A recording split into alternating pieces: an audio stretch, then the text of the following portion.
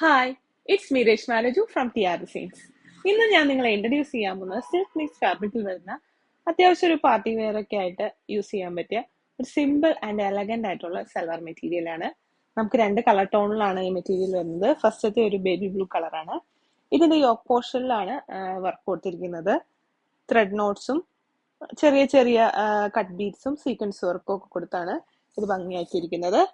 ഇതിന്റെ ദുപ്പട്ട വരുന്നത് എങ്ങനെയാണ്? ഫുൾ മെഷീൻ എംബ്രോയിഡറി ആണ് കൊടുത്തിരിക്കുന്നത്. രണ്ട് സൈഡിലും ഒരു ഗോൾഡന്റെ ബോർഡറിങ്ങും കൊടുത്തിട്ടുണ്ട്.